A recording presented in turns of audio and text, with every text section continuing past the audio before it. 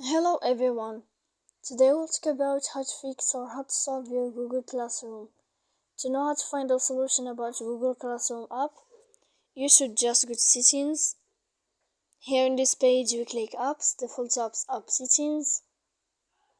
After that we'll enter to Google Classroom. Here Google Classroom. Then we click on first stop and we click OK. After that we'll enter to storage. Here we click clear cache. And in the end you can turn off your phone. You will wait 3 seconds and you can turn on your phone again.